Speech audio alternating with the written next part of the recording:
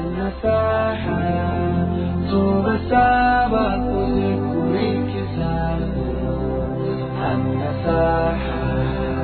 النصاحة tubasaba kuzikurikiza impanuro tugira tubahe n'ingirakamaro kuri twese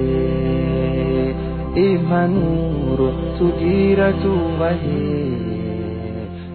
mu by'ukuri ukwemera mu nsiguro y'ubwisilamu iha ukwemera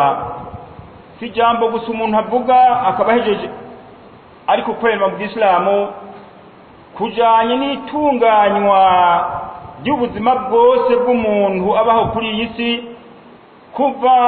atarasamwa inda n'umuvyeyi wiwe kugeraho asezera isi akita muremyi aha hagati ibimushikira byose bijanye n'ukwemera mu Islamu ukwemera mu Islamu gufite insiguro yindi atari gupfa kuvuga ijambo gusa ngo ndahejeje kuko ijambo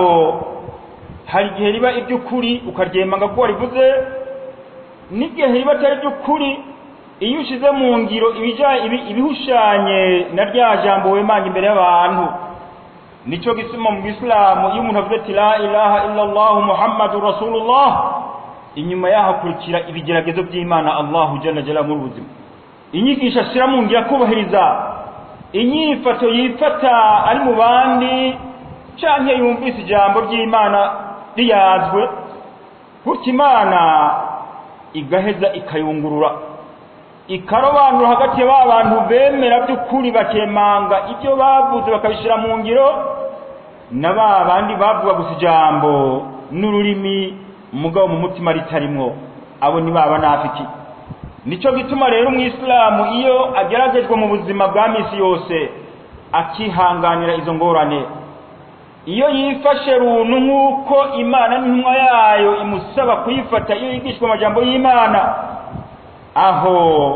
araheza akaba yimvuga kuri mu rya jambo yavuga ati la ilaha illa Allah Muhammadur Rasulullah bitagenze uko kiba ari gishanye cy'ukuri ntaba yaravuze ukuri muri ya majambo yemanga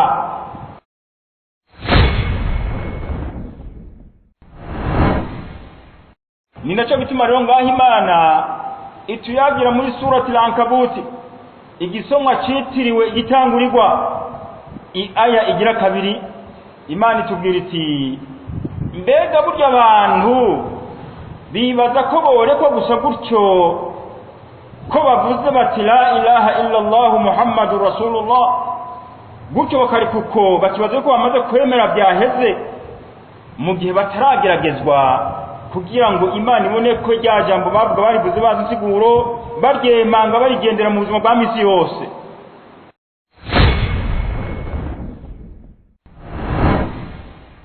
ati burya rero bw'Islamu buragaragaza abagabo burerekana abantu bemanga ibyo bemanze mu majambo akashira mu ngiro bugenda bukatwereka kandi n'abatemanze uko babivuze kubera uburyarya atakarwa ni nka kurya ubona umuriro uheza ukagaragaza inzahabu ibi kugira ngo tubyumve twobaza abacuzi canke babantu bafise ubuhinga bwo guhingura ibyo twita ubutare amabuye y'agaciro kugira ngo aronke inzahabu arabanza akayiyonza n'umuriro wa wundi umwe we ushizemo urutoke ruyonga gutyo maze kuyonga wa muriro ikitari inzahabu cyose ugicira hanze kigaca kigahera kikaguruka hagasiga inzahabu ubw'Islamu rero umuntu bwemanze mu majambo buragushira habona bukagushira kure n'ibyo byose byoza biciye ku nya y'amajambo wemanga ugasigara umuntu yitwa umugabo abushitse avuga kemanga ntiyivuguruze ntiyihindukize mu ijambo uko niko kwemera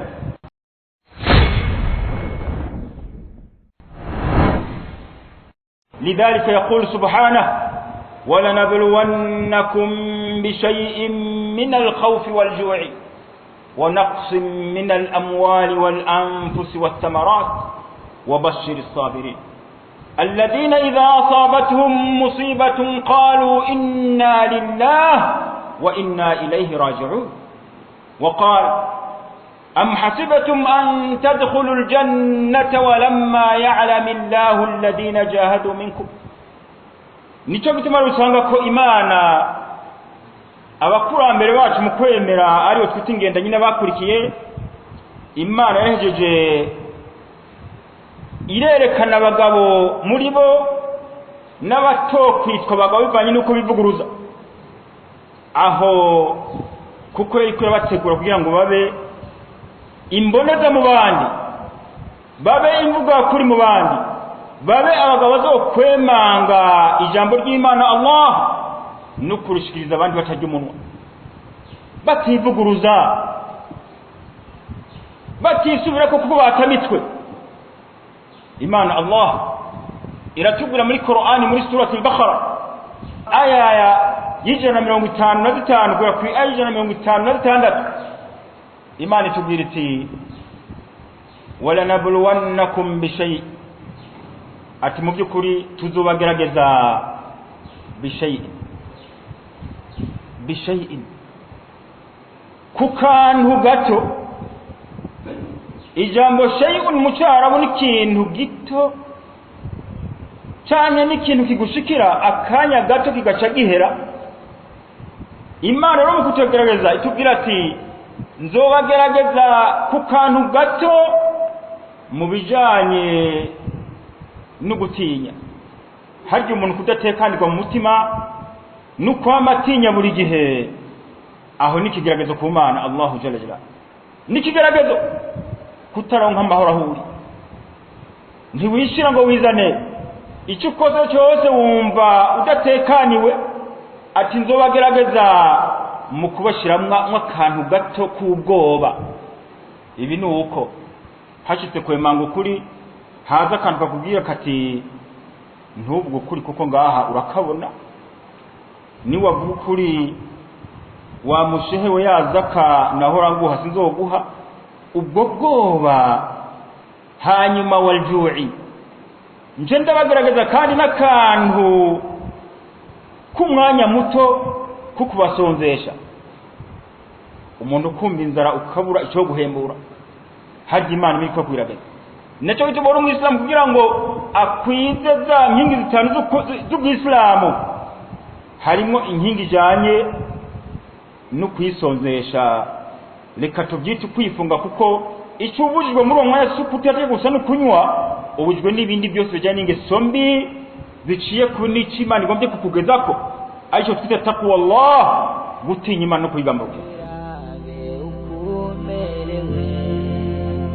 N'imyaka irakujanye niwirabe ukomerewe, n'imyaka irakujanye gira vuba wemera Imana imirudenge,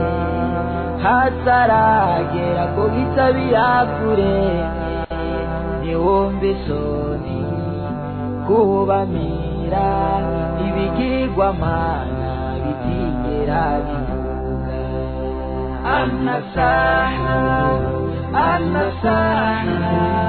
tumba sama